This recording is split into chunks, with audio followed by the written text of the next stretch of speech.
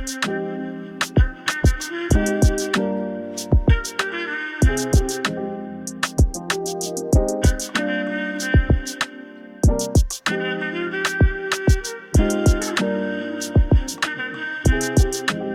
watching Slingshot The Podcast, the misunderstood voice, the culture's power.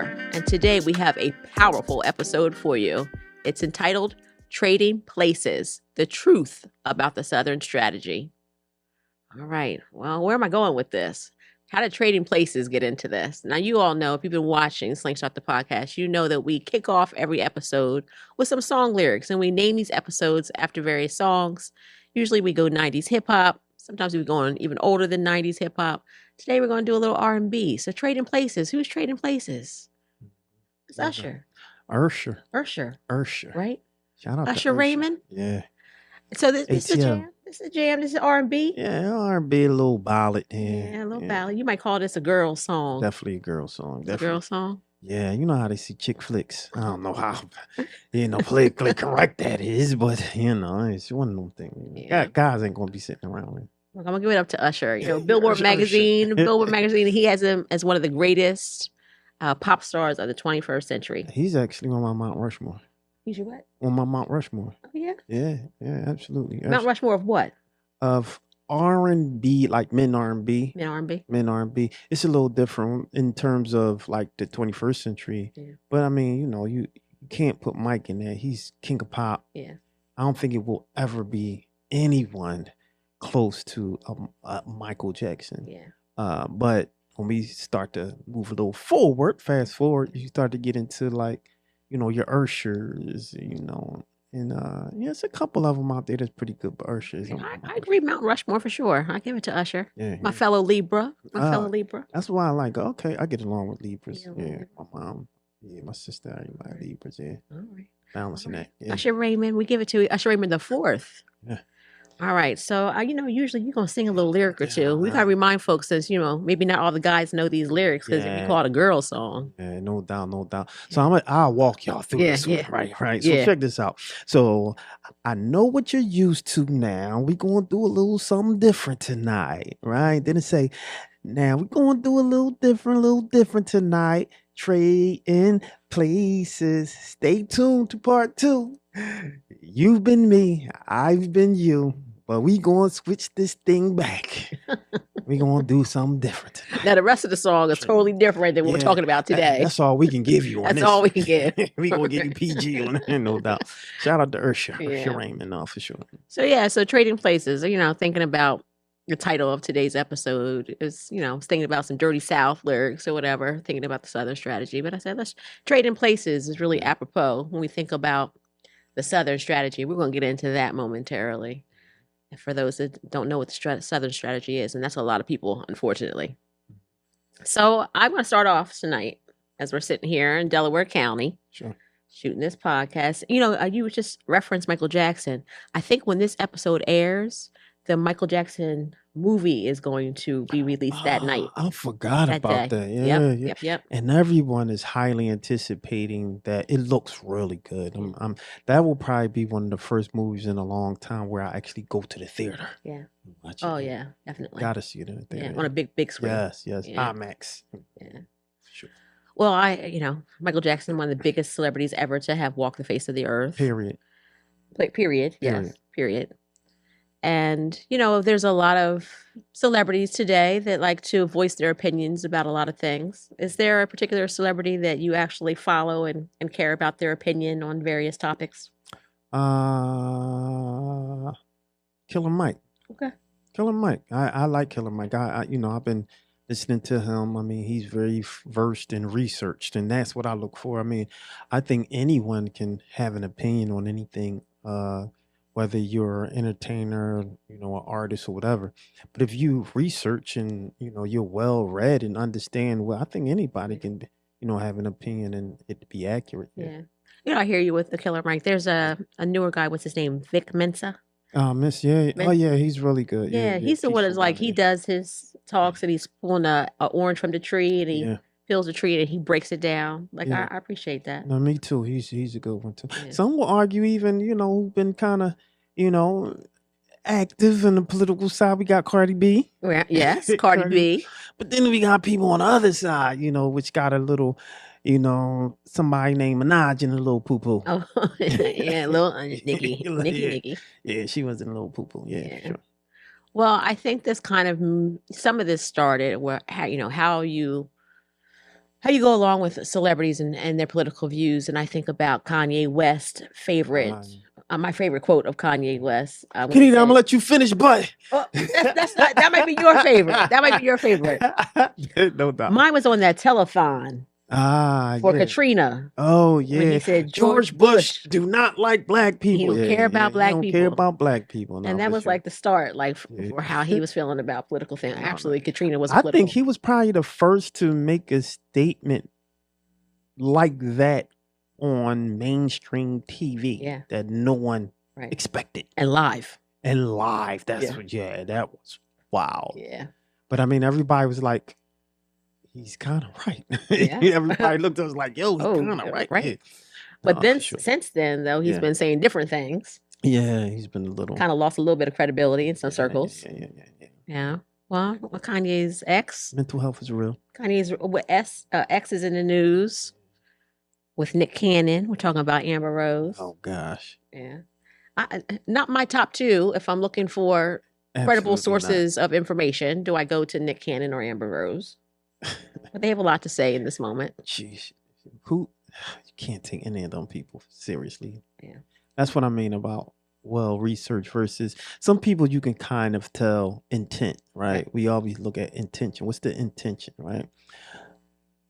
And I believe most of that is about a bag, it's about money, especially when it seems that you're just talking with no premise, and, if you guys are watching and you had the opportunity to look at the clip and listen to the commentary, it's one of those things where when misinformation is real, right?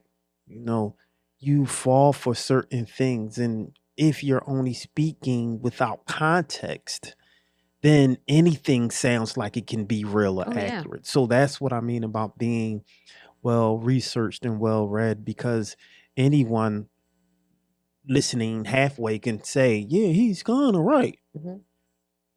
But without context, right? No. Right. So yeah, absolutely. Take it out of context and the quote shortened. Yes. Right. Abbreviated for your. That's right. That's right. Yeah. So Kanye West, Stacey Dash. I think she went out there on a limb. She kind of pulled it back. She's doing some online dancing. It seems like right now. Mm-hmm. Mm-hmm. Stacey Dash, someone you follow? Did you watch Clueless? Not at all. No. I always thought she was beautiful though. But yeah, she's clueless. Yeah. It definitely speaks to her position. Yes, absolutely. Yeah. But no, I never followed Stacey Dash or anything that she had to say. Yeah. Well, I say this because I spent earlier today, I was in Philadelphia School District speaking with juniors and seniors and talking about politics, talking about civic education and engagement. And I ended my mic drop with them at the end of the day was you don't need to be Amber Rose and Nick Cannon, right? You don't need to do that.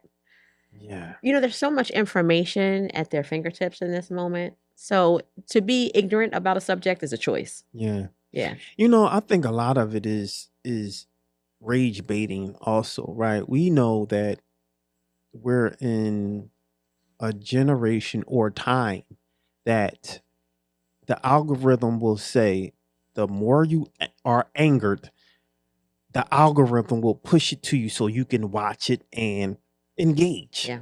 Right. And I believe that people are using that now as a strategy. So I actually, I feel like I'm giving Nick Cannon a little grace because I believe he's just kind of playing around. But if you look at the actual clip, it looked staged anyway. It didn't look honest. It didn't look sincere. It didn't look like an organic conversation. It just looked like let's make people mad, and I'm sure they would make people mad. The difference with Amber Rose, however, is, she spoke at a lot of MAGA events, right? And so how she feels, I believe that's how she truly feels. She's just a horrible actress. And so that's, it is what it is. You're talking, anyway, I'm not going to go there, but. I'm going to have a counterpoint because I'm not sure she does truly believe all that. There is some truth in everything there, but I think this is a paper chase. I think this is how can I get my money up? 100%, 100%. Yeah, it's always about the bag. That's what it is. I think they knew that they would rage bait a few people, just like when we talked about the election and these bots, and got everyone mad. And I hate her, I hate him, disown your family, and all this other kind of nonsense during the election. It's all rage baiting. Yeah, it's all rage. Well, it worked. Here we are talking about him. Absolutely. So it worked for him. So I'm asking you earlier, who are the celebrities you pay attention to? So maybe some non-celebrities, or maybe they became celebrities because of their controversial views. Candace Owens, I know, is someone we've discussed many times on this podcast. Yeah, I get a lot of flack for that, but I love me some Candace Owens. I mean, and the reason I like her is because she kind of stands independently. She stands on what she believes in, and she doesn't seem or appear to be purchased. It doesn't seem like she's paid off with anyone. It doesn't seem like she's leaning to any side. It appears that she's Candace Owens, and she's going to be Candace Owens, and I have an opinion. Very smart, very witty, and she's a sister. So I'm soft with the sister. So yeah. All right. Well, we definitely have some disagreeing with the Candace Owens situation. No doubt. I think she's seeing the light right now. It's maybe why she's kind of softening her views on some things. Yeah. Will we accept her back? You might get her black card. I advocate for her. I think she's in England anyway right now. So. Okay. Yeah. Is anybody we will snatch the black card from? Because of their opinions that we might want to act. Absolutely. Ask that. Yeah. All right. Well, the others, are these sports figures. Okay. So we have folks that we're used to calling fourth and goal, and now we have them with these political opinions. And I mean, these are real people at the end of the day. Yes, they are sports broadcasters. I'm sure they had political opinions before they became sports broadcasters. Yeah, a lot of them do.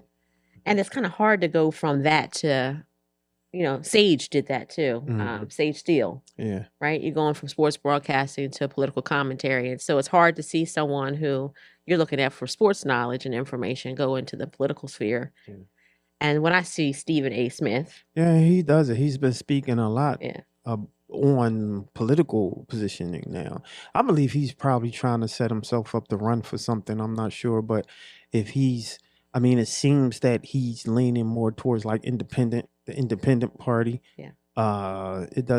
He's very critical with the Democratic Party. He's definitely not a Republican. And so, we'll be interesting to see where he's going. And again, it's probably trying to raise money for a bag. That's what it's all cut down to, the bag. Yeah. I don't trust none of them. Yeah. Jason Whitlock. I give him a hard time as much as I possibly can on Facebook. Okay. Yeah. Mm-hmm. Tearing up his inboxes and timelines. No, I'm not in the DMs. I'm straight on the post, letting him know how I feel about him and maybe a possible animal that he relates to all the time. Yeah, this is what I don't like about Jason Whitlock is that he does this for the money. He's doing this for the money. And he's also that token that someone can say, see, my opinion's not racist because Jason Whitlock said. Yeah, he's the token. And he allows that and he encourages that. He's the one black friend. He's the one black friend. Yeah.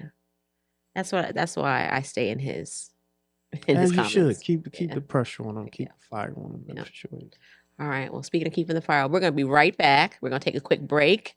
And when we return, we're going to come back for a little more talk because someone told me that Dr. King was a Republican. And I know that to be factual. So we're going to come back and talk about that. Yeah. Stick around. We'll be right back. You're watching Slingshot the Podcast, the misunderstood voice, the culture's power, at New Millennium Multimedia Studios.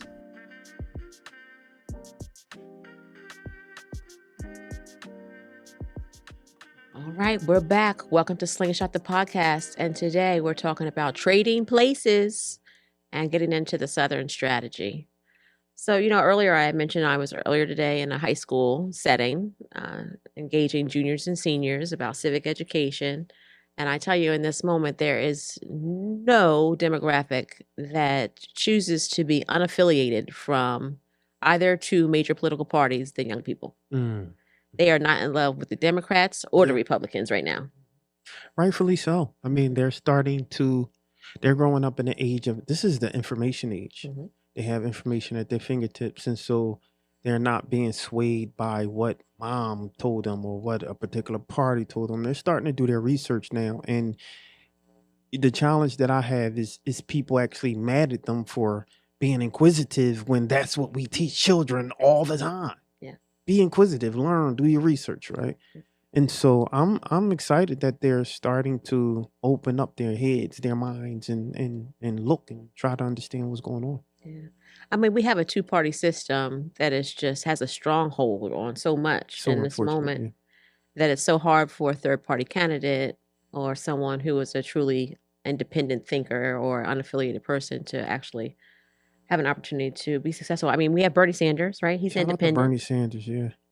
And there's a few others. Yeah. Genghis King, is that his name? Yeah. So there are a few in Congress. The Steins. Yeah. Yeah, there's a few people out there. Yep.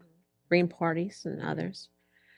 And in this moment, more than 25% of Pennsylvanians that are getting registered to vote currently are choosing to be unaffiliated from either the Democrats or the Republicans.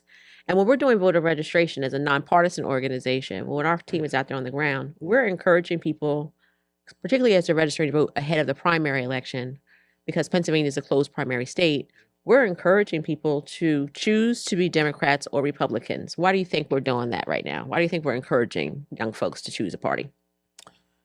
So I mean, cause when we talk about it's a closed primary, Right. and so when you talk about the primary, you have to be affiliated to You have one to. party, You have to. in order to vote. When it comes to, want to talk about these judges and things of that nature. So I mean, yeah, I would say, yeah, you gotta be. I mean, that is the reason. That's the Yeah. only reason right now Yeah. that when we're registering folks, particularly young people, we're encouraging them to choose the Democrats or the Republicans. And we have to actually That say sucks too. it, right? Yeah. We can't just say, oh, choose one of the two major political parties.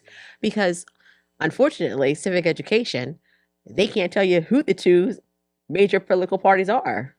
Right. So we Yeah. had to be very specific and say you need to be registered as a Democrat or Republican if you want to vote for candidates in the primary That election. sucks, man. That really Yeah. sucks because it takes away their agency pretty much, to say, well, I don't want to be a part of a particular party just to vote for someone I think will generally benefit the community. Like for example, right?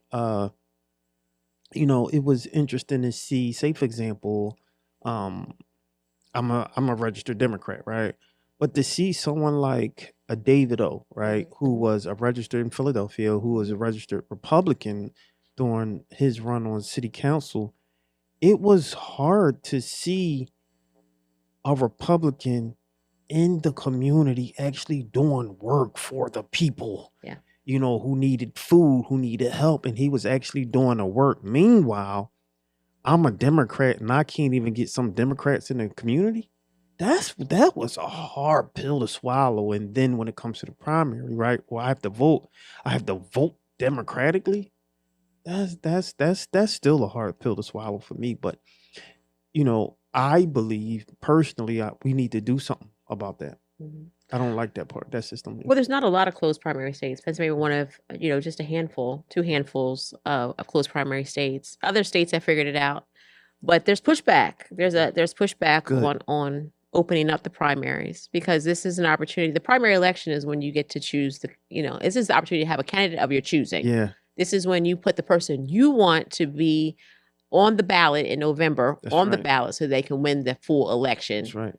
And a lot of people don't recognize that. They don't appreciate primary as much as they should, particularly if you live in a major city like Philadelphia, where the majority of folks are registered Democrats. The Mhm. odds are whoever wins the primary election will win the general yeah, election. It's like a shoe-in, yeah. So it's like you have to vote in the primary if you actually want your voice heard. And then there's this argument about electability. Who's electable? Like, I'm not going to vote in the primary for this person because I don't think they're electable. I think I've said it before on this show.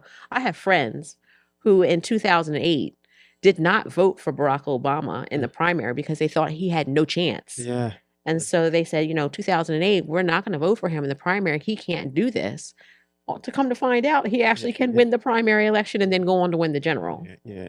But that's the thing, right? That was part of the argument when it came to Kamala's campaign. Right. Like there was no primary, right? So, no one could generally or people could express their position there. This is who I want to vote for. It was none of that. And so I believe that hurt her campaign. That hurt her campaign a lot. Yeah, there's a lot to be said about that too. I mean, she was basically knighted to be the candidate, just like it. And we must say this too. If she wasn't like for some reason not chosen, then there would have been an uproar of folks not coming out to vote at all because they thought she should have been on there anyway. Yeah, but see, that's the thing. At the very least, you gave somebody the opportunity to make a decision. And if we're telling the community, we're telling the citizens that you need to come out to vote, to express, to show your voice. Yeah. Then give them the opportunity to do that. Yeah. Now, before we went to the break, we were talking about Dr. King. Okay.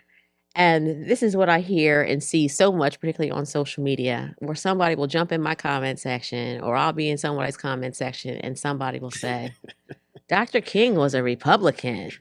And then they go into Abraham Lincoln was a Republican. The emancipator, the great emancipator was a Republican. And then they'll say, and the KKK was founded by Democrats, right? Like this drives me up the wall every time I see it. Yeah, that's actually the position that Nick Cannon was kind of talking about. Yeah, for sure. And so factually, yes. Factually, yes. Abraham Lincoln was a Republican. Factually, yes. The Klan was founded by the Democrats. But what people context. But context. Yes. Please, some context. And please, not on Dr. King Day. Yeah. One day of the year we celebrate this man. For sure. That you're going to jump into the comment section and talk about Dr. King was Republican. Number one, he was unaffiliated. Mm-hmm. Dr. King was unaffiliated. Yeah. Although he voted for Democrats, right? He voted for Lyndon B. Johnson. That's what we're told, right? Because your vote is private. Yeah. But we're told he voted for Lyndon B. Johnson. We're told he voted for John F. Kennedy, both Democrats. Yeah. But they were the new Democrats because there's that Southern strategy that we're going to talk about in a little bit. That's right. That's right. But this is always my retort. Anytime someone jumps into anything I post, or I'm going to jump into somebody and what they're posting and they're talking about, the Klan was founded by Democrats. My automatic retort is, who are Klan members voting for today? It's that part. We're talking about the day. Can you drop something? Is there a sound to drop for this? I know, right? I mean, that is the response. Who are the Klan members of today? 2026. Who are they voting for today? Was it Kamala? They definitely ain't voting for Kamala. Was it Joe Biden? Definitely won't vote. Was it Barack Obama? Definitely won't vote for that. So, let's not be silly. Yeah. Let's not be silly. There's too much information readily available for us to partake in these games. And I say this, right? Especially when you're having dialogue with someone, you can say that was true, but two things can be true. Right. Like people, it's always a if or position. Like, it always have to be this or that. No, I mean, like two things can be true. Yes, this has happened. However, today, it's not the same. It's not the same. Exactly. As we go back and we learn more, right? Because it's always what we learn in grade school, and we get the cookie cutter edition, right? And so Abe Lincoln is the emancipator, and he's the one who freed the slaves, right? He gets credit for that. And at the same time, if we're really giving credit when it's due, yes, it was turbulent times. He wants to save the Union. That happened. Yeah. It had to happen, that he had to then emancipate enslaved people in order to save the Union. He is quoted as saying, if he could have saved the Union without emancipating Black people, he would have done that. That's right. That's right. Yeah. Say that too. Say that part. Say that part. Yeah. The full context, full information, not just part of the conversation. That's what happens. People tend to, cherry pick ideals that fits alongside their perspectives and their ideas. They start to cherry pick. And that's the problem, especially if you're considering yourself a journalist. You have to be honest, whether you like it or not, is giving the appropriate information to the people so they can then decide or be informed, right? Because if you have to make a decision, you want to make a decision and have an informed decision to make, not just partial pull quotes that someone told you. One of those things. And what's so sad is that we're going to have young folks today who watch Nick and Amber Rose in a car talking about who is a Republican and who's a Democrat and not providing any context. And then they're going to say, oh, it's time to get registered to vote.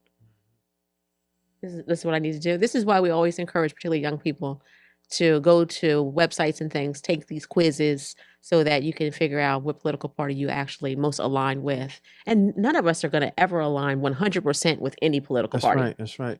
And you know what? I'll say this too, to your point of the, the newer and the young generation. I have hope for them because if you look at how they voted as it relates to Kamala's campaign, they could care less about, Meg Thee Stallion that was up there talking about vote for her. A lot of people didn't care Mhm. about Meg Thee Stallion. They were considering, the human rights aspect Right. of Kamala. They was considering, the right to, choose, my body, my choice. They was looking at the actual Policies. and Right. issues and concerns. They could care less about the concerts. Right. They said most people went to the concerts, they didn't even care about the concerts. They really wanted to know what she stood for. And so I got hope for the young generation.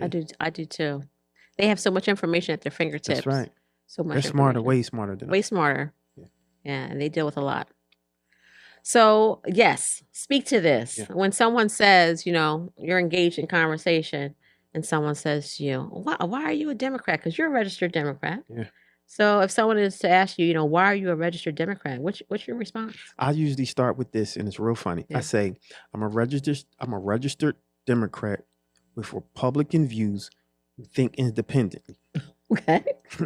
and that's real because when as a Democrat, I know for sure that the Democratic support that our people had back then. Now, again, where we are now, it's a different Democrat ideology right Yeah. now, which is why I think a lot of people are moving from parties and becoming more independent. If you think of the traditional Democrat, I mean, literally, they was the ones that supported, the WIC, that Mhm. supported food stamps, that supported, the Social food banks, Security. the Social Security, like all of the things that we benefited that saved the people. Right. Like, they were democratic policies and legislation, right? Right. And so, that was me who stood firm on, and then my parents, my grandma, everybody was blue. When you talk about, where we were in, the communities at that point. But I never, what I have seen from Reaganomics, and you couldn't pay me to be a Republican.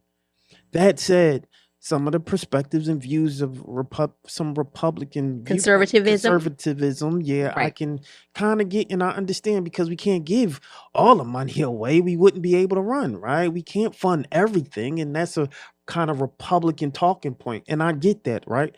But that doesn't make me a Republican. Right. I'm sorry, you can't pay me to be a Republican. And you're not a single issue voter. Yeah, that's the point, Yeah. though, right? Which gets to the point of I think independently. Right. Right. So that's why I always say I'm a registered Democrat with Republican views who thinks independently, because there's some things that I already know I don't vote party, I vote The candidate. the Yeah. candidate, the Yeah. issues, the concerns, and what will benefit my community. I love my community first Yeah. and foremost, before any party. Yeah. I love my community.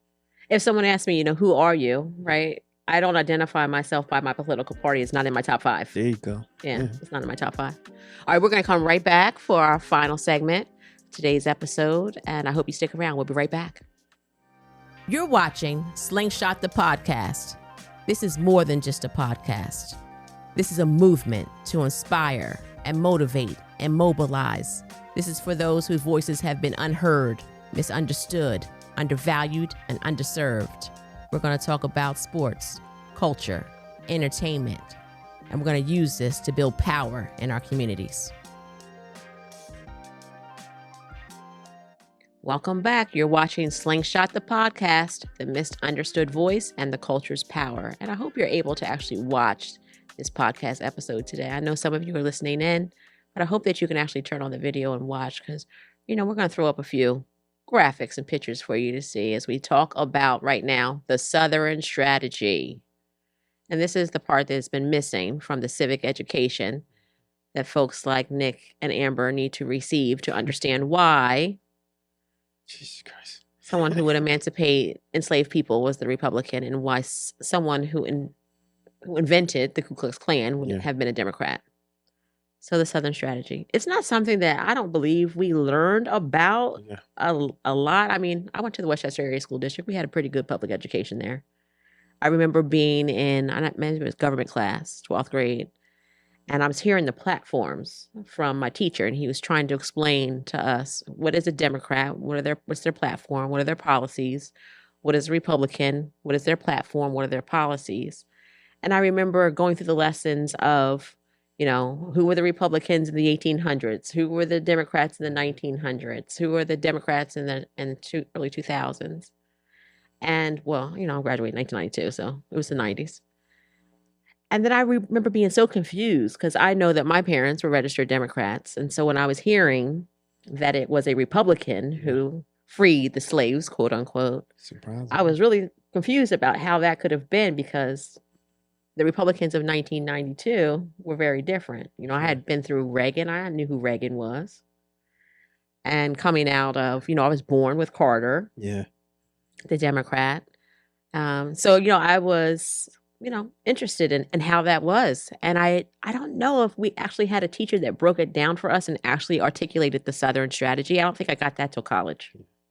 I don't think I actually still don't quite understand it, because no one ever talks about that, right? So I mean, now, as we are a little bit more informed to understand like strategic initiatives and, goals, policies, where are you targeting, how are you targeting the strategies based around it, we kind of understand it now. But still, until recently, I was like, the who? Yeah. There's a survey you can take online. I side with the letter I side with, I don't know if it's .org or .com. But you can take a quiz. It's like a quick 10-minute quiz. You answer some questions about how you feel about certain topics, and it tells you who you most closely align with. Yeah. I took one of those, and it had the nerve to tell me I was a libertarian. A libertarian? Yeah. Wow. Yeah, I was like, what? Yeah. Yeah, I mean, literally, I was like, okay, well, okay. Yeah. Did it say libertarian leaning or straight on libertarian? It didn't say anything about leaning, and it was a really quick survey, and I just was like, wow, that's interesting, because I never would have thought that. I'm a liberal, in all things, socially liberal, fiscally liberal. I'm a liberal. And so I take the quiz and I find out some of the things that I think are liberal, maybe not so much. But it was interesting to take the quiz. So I recommend, if you have the opportunity to take the quiz, I side with .com or .org. Don't get me there. Yeah, find that out for sure. And take the quiz and find out where you stand, because it's important for us to understand the party switch, the platform switch. And this is what the Amber Roses and the Nick Cannons don't articulate when they are talking about Democrats don't support Black people. It was during the time, even FDR, this is the 1940s, and we're in a deep recession, not even a recession, depression. And it was the New Deal that brought us out of that. It was the policies. This is how we have Social Security. This is how we have what we consider food stamps and things, right? This is all coming out from a Democrat at the time, an FDR, right? So these are like liberal policies that we would say today, because we have those that prescribe more to a more conservative leaning, not in favor of such things, right? They want to privatize these things. Donald Trump has admitted he would like to take away Social Security, right? And privatize that and let you put the money in the stock market and let you play with it and see what happens. So when I hear this, I think about the 1950s, going into the 1960s. I have family members who were registered Republicans at that time in the 50s. I know my great aunt Mabel was a registered Republican. She worked on the campaign for Eisenhower, like so many people. I like Ike, right? Because that is about the time in which this switch kind of happened. We're talking about Eisenhower. We're talking about Nixon for sure. And especially ending up with Reagan's administration. And so it is during this time that we see the political parties do that switch, that those who were typically conservative in thought, are like, I'm not being represented by these current Republicans or these current Democrats, those that thought that they were conservative at the time, were not feeling aligned with the political party they belong to. And so there you have the Dixiecrats. You have those Southern folks belonging. The Dixiecrats, right? Belonging to the Democratic Party, but being conservative, particularly socially conservative as it relates to integration and segregation. I think about Strom Thurmond's. I think about, what was the other, Senator Byrd, and others who at the time, were belonging to a party that they wouldn't belong to today. And so there was that time period in which the Dixiecrats, in order to win elections, folks figuring out we're going to have to get more votes. And so we're going to have to move these Southern Dixiecrats into the Republican Party if Republicans are going to start winning elections again. And so those folks that had more socially conservative ideals actually move from the Democratic Party into the Republican Party. And this is right around Nixon, definitely around this time period that this is happening. So, have you ever heard anything about this? Any of your family members ever say, Mm-mm. No, I want to say my family wasn't too political. Yeah. A lot of what I've been learning has been like from school, college, definitely college, and me being, my activism, things I do in the community. So literally it's been, pretty within the last, I want to say 10 years that I have been like heavily into politics to that point. Yeah. Yeah, but the Southern strategy, it has to be learned. We have to teach this in school for folks to understand what the difference is and how the change happened at a certain time period. And, if you do the simple, ChatGPT, we had an episode earlier about AI, right? If you just simply go and type in Southern strategy, you'll get more resources to read deeper, right? Not just to get the AI version, but you really see what the key drivers were in terms of the political switch. I mean, it truly was a platform switch, that the things that Republicans valued, it seemed to be now Democratic ideals and vice versa. And it absolutely happened around the time, right there in that Eisenhower-Nixon time period in which the Southern strategy took hold. And it was all about winning elections. And how do we get more votes for a party so that it can win elections? And it was all about also trying to give a voice to those Southern Democrats that were not in favor of integration, that were not in favor of Ruby Bridges going to school, and getting a public education with white students, right? So yeah, it's very controversial, the Southern strategy. And if you can't discuss that or think about the Southern strategy when you're having a conversation about the Democrats being the founders of the KKK, then your argument has no grounding. And I'm just not going to go back and forth with someone who doesn't understand this. That part. And I think most people should take that position. If someone isn't that informed, why argue? Right. You're arguing with a wall pretty much. Right. You're not going to get, and I think a lot of people, to that point also, I think a lot of people argue to be right. Right. Sometimes, look, you can agree to disagree. Look, I'm not getting through this person. Okay, you got your position, I got mine. Nice talking to you. Yeah. I think that's like part of that cognitive dissonance people talk about. Yeah. Right? It's like, here I am presenting you the factual information, but you still choose to believe something else, even when presented with all the factual, true information. And so you can't change everybody's mind. And so we don't even try to do that as an organization and the work that we do.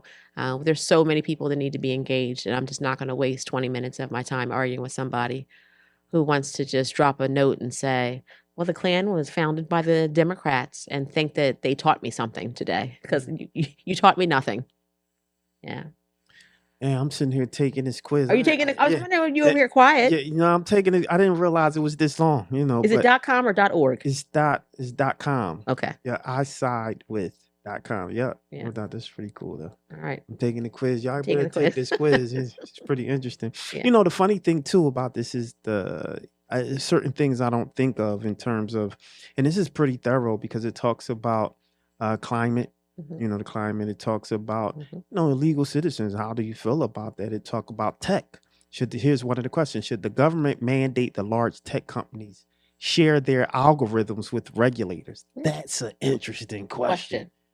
Yeah, some of this I never even thought about. Should the government tax companies that replace human workers with artificial intelligence? You talk about AI and robots. Right. Interesting. Yeah. All right, now you got to take the quiz because I find out if you're a libertarian still or not. No, let me finish this quiz here, no doubt. Well, I want to thank you all for joining us today for this episode of Slingshot the Podcast, Trading Places. And I hope that you are getting your news from reputable resources, and that we're not allowing the celebrities of the day to try to dictate what it is that we are hearing and understanding, because they don't have all the answers. None of us have all the answers, but we certainly don't need to get our political information from Amber Rose and Nick Cannon. It's not where I'm going. It's not where I'm going, number one.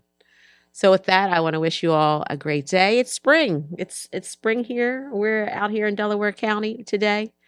And I hope that you all are enjoying the change in the weather, because it's been a brutal winter here in Pennsylvania. So hoping you're all enjoying the spring weather, and come back and see us again. All right. Have a great day. Slingshot the Podcast, the misunderstood voice, the culture's power.